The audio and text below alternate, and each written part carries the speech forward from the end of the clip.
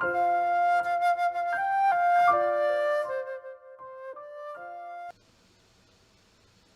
Quarterly, 1st and 2nd Corinthians. Lesson 10, 2 Corinthians 3, the glory of the new covenant. In 2 Corinthians 2, verses 14 to 17, Paul contrasted the sincerity of his own ministry with the money-oriented posture of many others. Aware, perhaps, this could sound like boasting, Paul hastened to clarify his point at the beginning of chapter 3. His boast was in God, and especially in God's work that was being accomplished among the Corinthians, rather than in any sufficiency that lay in himself. After all, who is sufficient for these things? Chapter 2, verse 16. However, God had granted Paul this ministry and equipped him with everything necessary to undertake it. Verse 5. And the Corinthians themselves were evidence of that fact. Verse 2. The work of the Spirit in transforming their hearts from death to life lay in radical contrast to the work of the law given to Moses, which could only bring death by condemning those who could never keep it. Verse 6. This thought led Paul to expound further on the difference between the Old Covenant work of the law and the New Covenant work of the Spirit, and especially the boldness that new reality gives us in confronting the challenges of ministry in a broken world. Verse 12. The end of the story, for all of God's saints, is a transforming glory that comes from God and not from ourselves, and brings us the ultimate freedom from sin for which we all hunger. Verse 18. That reality is the ground of our hope as we labor with men and women who, like us, are often presently living unglorious lives of brokenness and sin. The Corinthians seem to have been demanding evidence from Paul to prove his apostolic call, perhaps in the form of letters of recommendation from the big names who would validate his ministry. Chapter 3, verse 1. Paul consistently refused these demands, instead seeking to validate the gospel that was central to his entire ministry. Paul was not against the practice of commending Christian workers. Indeed, he himself commended Phoebe to the church in Rome, in Romans 16, verses 1 and 2. But as an apostle, he did not need such human commendation. Paul cared little about his personal reputation, but he was very invested in the reputation of the gospel and its central place in the Corinthians' hearts. Paul didn't need such letters of commendation, because the Corinthians were themselves the evidence of his apostolic call, insofar as he first brought the gospel to them, that demonstrated its fruit in their hearts and lives. Verse 2.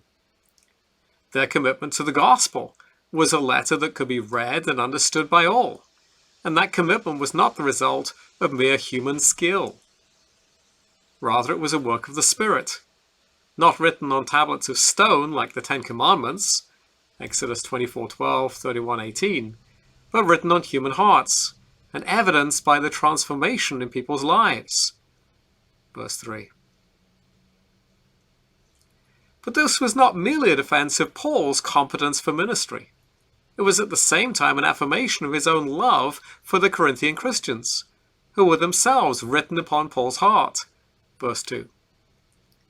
Paul would not boast in himself, but he was happy for people to recognize the evidence of God's grace to the Corinthians through the gospel that he had delivered to them. They were living stones, 1 Peter 2:2, rather than inert tablets of stone that might witness to the work of God, but could never themselves embody it. The language harks back to the promise in Ezekiel that the Lord would pour out his Spirit on his people and turn their stony hearts into hearts of flesh. Ezekiel 11:19, an image that prepares for the next section of Paul's argument.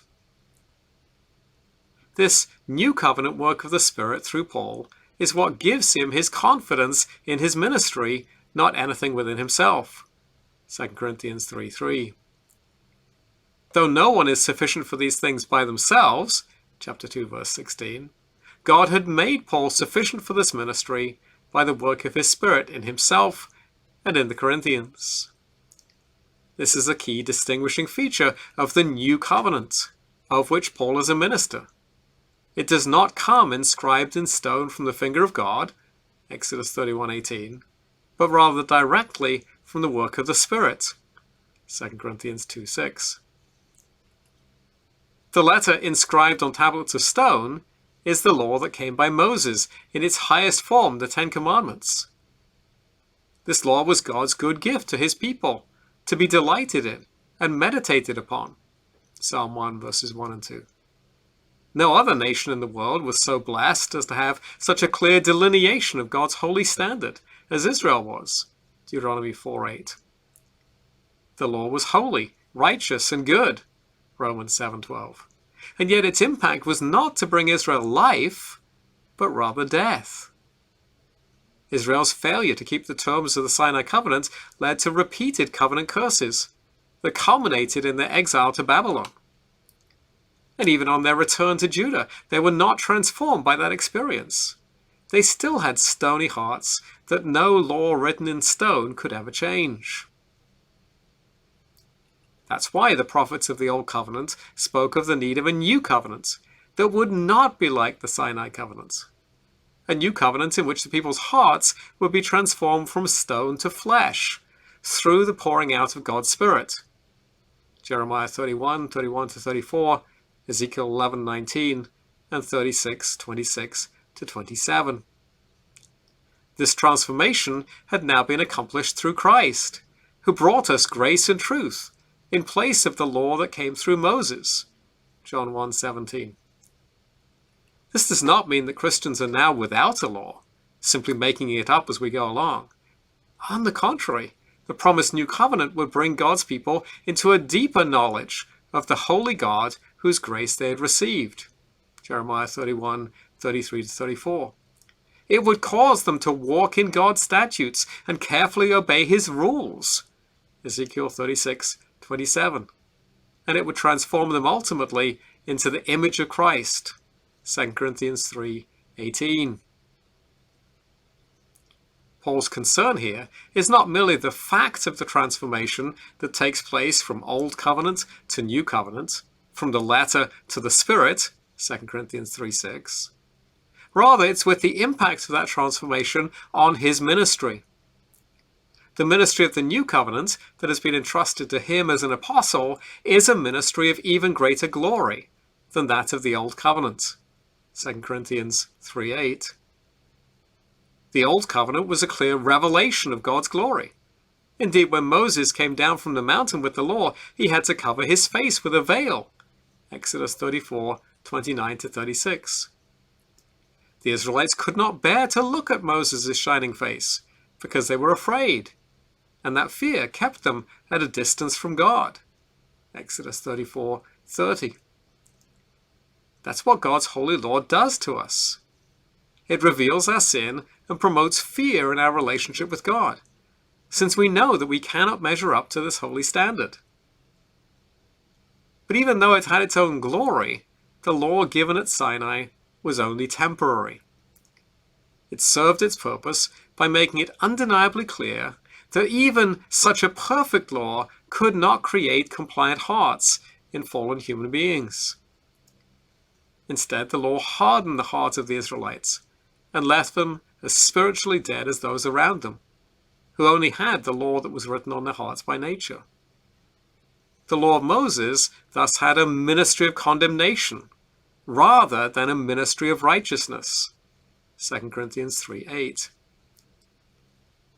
Yet the gospel that brings grace and truth in Jesus is far more glorious than the Old Covenant law that Moses brought, because it brings with it the power to transform people from the inside out, bringing them from death into life. When people come to faith in Christ, the veil is removed, 2 Corinthians 3:16, and they see clearly who God is and how we can be made right with him. It's not by us achieving righteousness through the law, but receiving righteousness as a free gift through Christ. This gospel brings us freedom, verse 17. in contrast to the bondage that we are under whenever we try to be made right with God through the law.